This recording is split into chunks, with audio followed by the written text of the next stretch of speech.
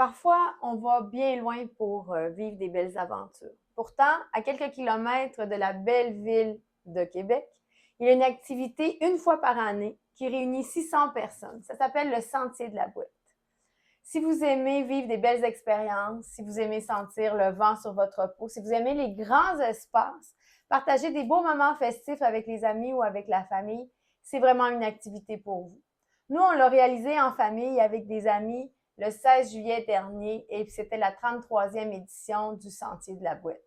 Je dois avouer que nous avions une petite crainte au départ parce qu'elle a été annulée une seule fois.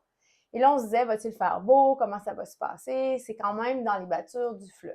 Alors, je vous explique, on se réunit tous au quai de l'Île Verte, de la municipalité de l'Île Verte, et on traverse. La traversée se fait en direction de la municipalité de Notre-Dame-des-Sept-Douleurs, qui est sur l'Île Verte.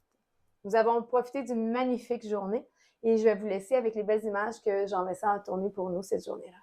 Profitez-en.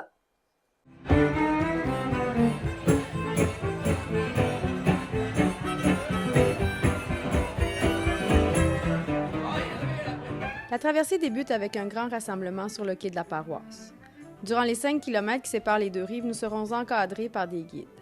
La traversée durera environ 2h30 minutes. Évidemment, il faut attendre le feu vert pour débuter la marche. Lorsque vient le temps de partir, une grande file indienne se prépare à quitter le quai et à descendre directement sur les battures du Saint-Laurent. C'est à ce moment qu'on peut entendre les premiers cris de joie ou de surprise, car la boue et l'eau s'infiltrent dans nos chaussures et ça glisse.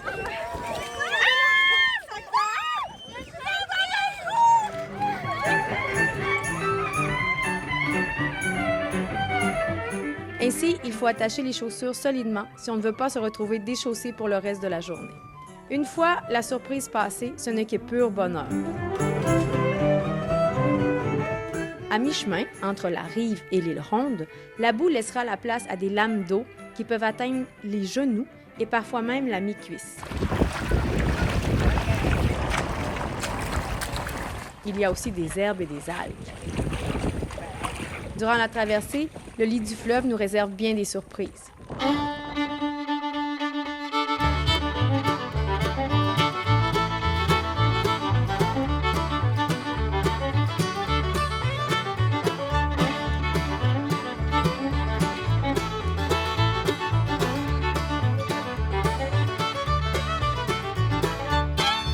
Je dois avouer que la petite pause collation sur la minuscule île Ronde est grandement appréciée. Les guides, très professionnels, ne nous laissent pas trop le temps de nous prélasser. La marée remonte et tout le monde doit être arrivé de l'autre côté à temps.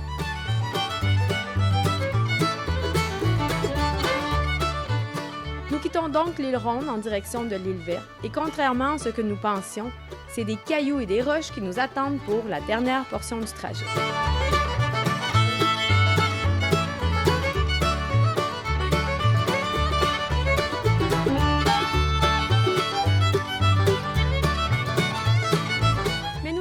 Traversée de la Bouette avec la bouette.